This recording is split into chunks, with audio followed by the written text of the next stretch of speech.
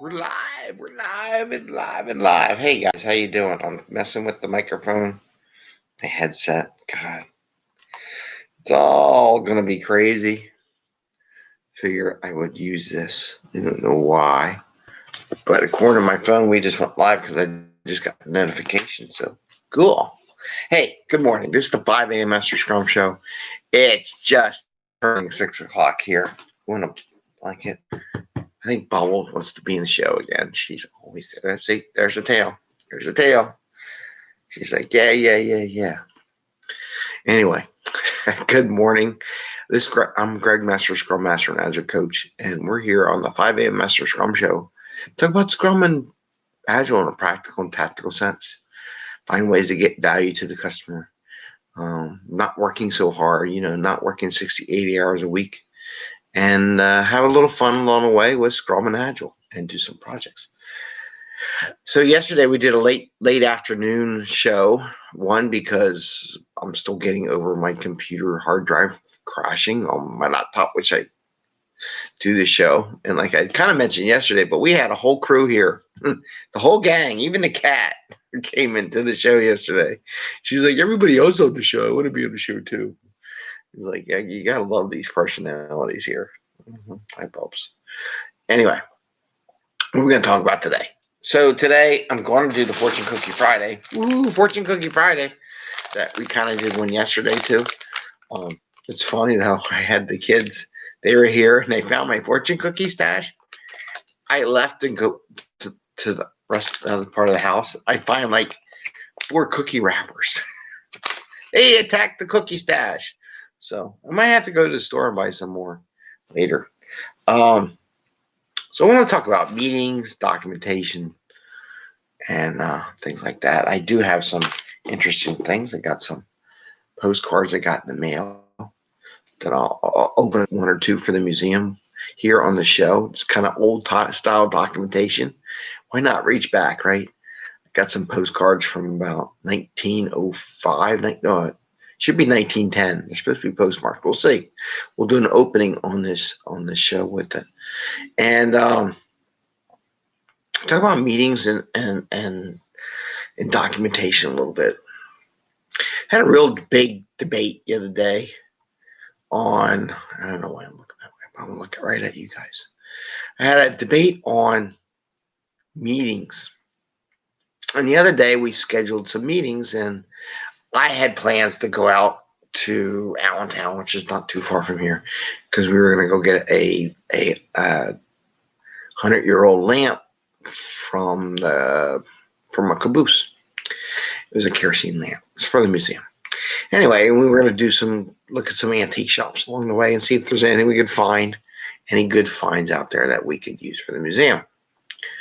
So yesterday morning, we were like, okay, we're going to have this meeting. And it was scheduled for like 3 p.m. Like, okay. Then they said they couldn't have it. Because my plan was, I was talking to the Scrum Master. I was like, okay, I'll write the meeting down. I'll call from the road, even if I'm like in the car or whatever, and we'll call and we'll talk about whatever the issue is. So I get a call at 3 p.m. Well, actually, at 3 p.m. we said, but then the people that were going to be there said they couldn't be there at 3 p.m. and they want to do Friday. So I'm like, okay, cool, even better for me, because then I don't have to worry about it. We'll meet tomorrow. We'll be good to go. Get a call. We're meeting now. How do people function? I mean, there's Agile in the world and there's dysfunction, right? Saying you're going to meet tomorrow, then moving up today and moving around and try to get people to attend the meetings kind of shows where you're at as a group. Just stick with what you plan, and I find this as a little chaos, right? And people think it's Agile. No, I said it's more chaos. When you plan the date, go do it the date. Don't be moving things around and then scrambling and spend all this extra energy in getting everybody there.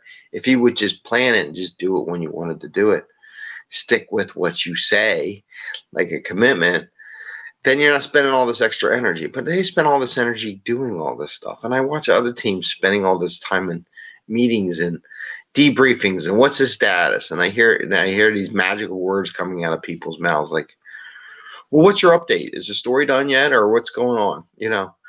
And I had to go in an argument the other day. This is part of the same meeting where someone was asked, well, we put a start date and a due date. And said, no, we don't. It's called the sprint. When the work gets done, it's committed to be done in the sprint. There's no due date in the middle of the sprint. You don't need to microanalyze what goes on the sprint. It's 2 freaking weeks. It'll be done in 2 weeks. If you commit to it, theoretically, it'll be done in 2 weeks, depending on how well you do your commitments to your completion, right? And every team's different, but I'm trying to teach them all to maintain their commitments. So at least we know as far as what you commit to in those 2 weeks, you get done. So it's just interesting how the meetings, people just don't know how to do it. And they wonder why their schedules are all screwed up. Applies to anything. Applies to waterfall, applies to work, applies to everything. If you pick a date, just stick with the date and go with what you got. Now, my other thing I wanted to talk to was documentation, because one of the things, just trying to teach people how to use these systems in the comment sections. They have all these verbal conversations on stuff. I'm like, just write the stuff in the comment section in your system, whether it be Azure or VST or whatever you're using, Jira version 1, put it in there. And they wonder why they have to repeat themselves so many times, because you're not writing anything down. Anyway, so I got some old documentation. This should be a postcard. Let's see. How do I open this? I think I peel it. So this is like a big opening, right? Oh, it's got a little cover. See? It's kind of hard. All right, cool. So this little card is a postcard. The reason why I got it is because it's got the little steam engine in it. So I wanted to get some postcard. And I thought it would be interesting in the museum to show some postcards from back as far back as I can go. But what I think is really cool is the documentation on the back side.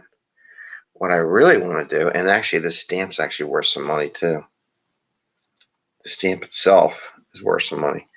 But what I thought would be interesting is when we do the museum, I'm going to scan the front and I'm going to scan the back.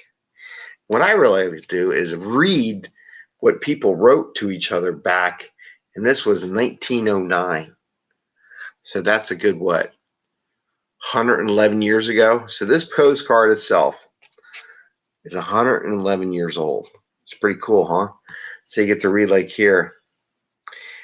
Am in Phila, will be, I guess, house or home. Later part of the week, I saw my friend Mr. Graybill in Baltimore, Newton. And it goes Miss N.S. Graybill, Richfield, PA, Union Square. But I just thought it was interesting, this 1909. Let me want to see another one. So this is the cool thing about documentation. Some parts of documentation is fun, right? Other parts not so fun.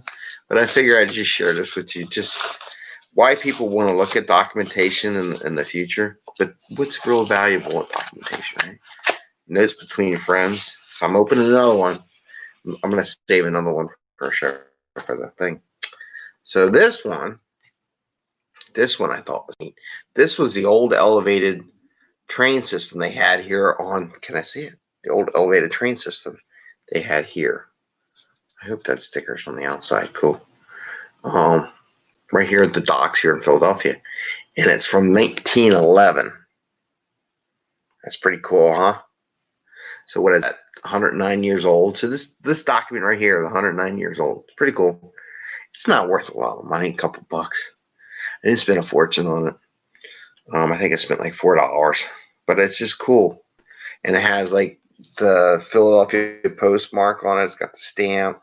It's got where it's going. Got a little note. And again, I'm going to take this documentation, scan both sides, scan that side, and put that in the museum so people can look at what people were talking about during the age of steam. Because I think that's fascinating.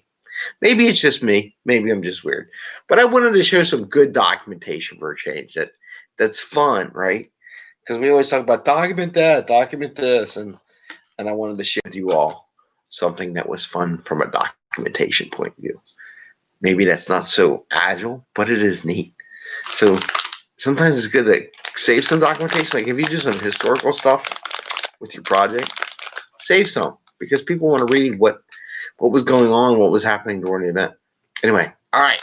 With that, we're going to do Fortune Cookie Friday. I know we did the show yesterday, but we're going to do it today. But that was because we had Olivia, one of our greatest fans, here on the show. They all wanted to do a show last night, so we did one. All right. So we got our fortune cookie that's been sealed by Agile accountants. And inside this fortune cookie is some message that we are to read and apply to Agile, Scrum, or the show, what we do. So here we go. It's out. It is out. And it says, you know what? This is the one thing I don't like about this box. I think I get repeats. And I know we did this one before. In the new year, staying at home may get some little fun with the family. In the new year, staying at home may get some little fun with the family. And I would agree. I mean, it goes to our message we have here. I think I've said that before. Where staying at home may get some little fun with the family. And I'm big on not necessarily having the plan. Like, if you got it, you can. But sometimes just having a day off with the family or take some time off for yourself to do something like yesterday. I went out and did the, I guess it applies. I guess it's new. Went to Allentown and picked up that lamp and did check some antique shops for the museum. Sometimes you need to take a break and walk away and just de-stress. Everybody else is working, all the time. And I heard one guy, I was talking to somebody, they were working 18 hours a day. I said, well, they're going to pop. And guess what? They did pop, by the way. I told them, I said, 18 hours a day. I said, the guy's going to blow it. And he did. And he did blow it. And it wasn't with somebody else I knew. And I could have predicted that, right? I don't know why. If everything's so screwed up that you're working 18-hour days, it's time to stop and take a second thought and look at what you're doing. But you need to take some time off just to regroup some thoughts. I had my computer blow up the other day. I'm like, I'm good with it. We're going to go out because I can't do it. Too much stuff going on. And that happens all the time. But sometimes you need to take some time off. So I hope with the show, I hope with Scrum and Agile, people think about it not as a factory, not as a software factory like we talked about earlier in the week, but as a way of getting stuff done, delivering what you promised to the customer, and having time to relax the brain, enjoy your weekend, do some micro project. Like we're gonna do our little rocketry experiment this weekend with the kids. It's not crazy. It's just a little thing to do. It's not some elaborate event like I'm gonna build the world, right?